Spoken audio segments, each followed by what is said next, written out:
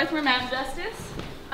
We're here because we've been running a fossil fuel divestment campaign for 2 years, and every day it becomes more apparent how necessary this is. We've got an action set up to demonstrate the steps coming up in the movement towards achieving divestment for our school, for other schools, for pension funds, and ultimately towards getting important climate legislation passed. The work that we're doing isn't just about Swarthmore, it's about the communities that are already living with environmental destruction and environmental injustice, and it's about the fact that this is turning into the issue that will define the rest of our lives and all of our futures. With that, I'm going to hand it off to Betsy Bolton. So my name's Betsy Bolton, and I teach in the English department, and so things that I am interested in include sentences, and stories, and ideology. And that might seem like it's a long way from here, but I actually think it's really closely connected. So, ideology. Mostly we tend to think, gosh, if only we knew, we would do the right thing. But there is an important literary theorist named Slavoj Žižek who says, no, that's all wrong. You know the part in the Christian Bible where they say, where Jesus says, forgive them, Father, for they know not what they do. He says, no, that's wrong. Actually, we know what we do, and we do it anyway, right? And that's what ideology is. So then the question is, how do we make sense of that? How do we come to grips with the gap between what we know and what we're doing? And there, I think, the place to focus on is how ideology makes it really difficult to understand that gap or to pay attention to that gap. And that's where sentences come in, because sentences and how we understand agency have a lot to do with that. So when I ask students to work on their sentences, I give them a little sheet that says the first step is identify who is kicking whom. You need agents, and you need action to be able to figure out where responsibility lies and what could change.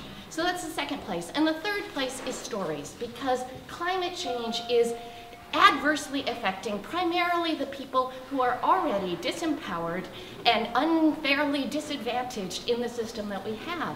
And the only way to change that is to let stories communicate the reality of that situation. And for those of us who have greater privilege, to use our voices to amplify the stories of those who cannot get that story out. And that's what we're doing. So, thank you.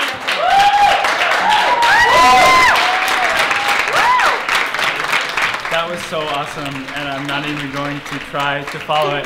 All I'm going to do is explain why these dominoes are here.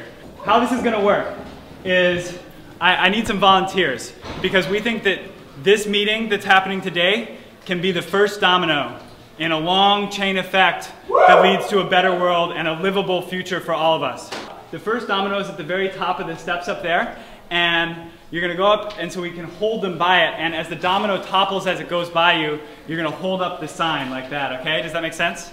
Number one, because it's kind of on people's lips this week, we have the New York Times article. We hope that this can be a catalyst for awareness among Swarthmore students, Swarthmore faculty, Swarthmore alumni, and everyone in our community to know the seriousness of the issue and the awesome opportunity that we have to take action.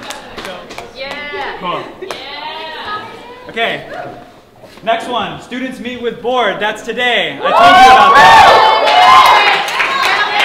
Yeah. We don't expect the board to agree to divestment today, but we expect them to agree to a conversation, because that's how we do things at Swarthmore. We talk about it, and we consider the merits of the issue, and we think this issue has some strong merits. Divestment convergence.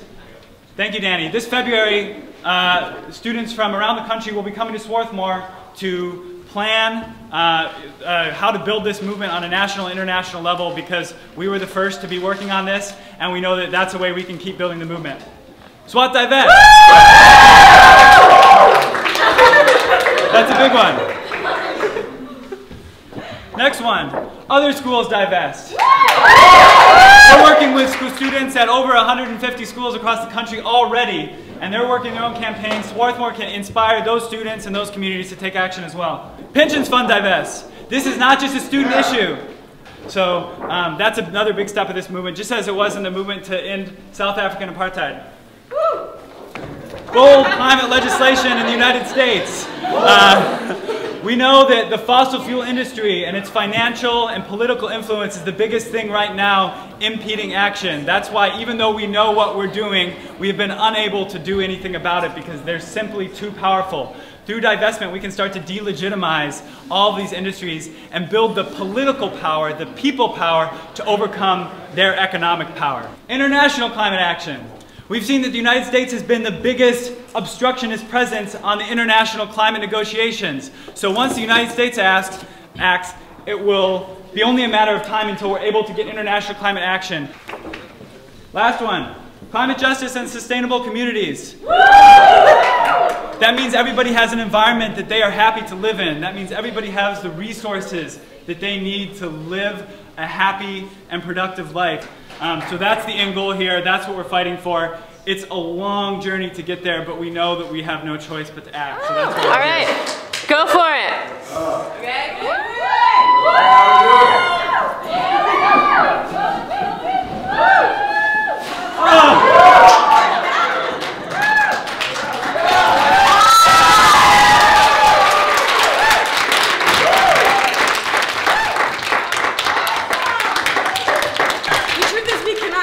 Campaign at Swarthmore in isolation. There's so much at stake riding on this student movement for divestment.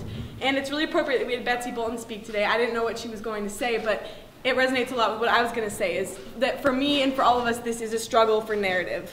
When we are the age of the board members, we can tell a story that is terrifying to me. We can tell one where the planet goes down in flames, pretty much.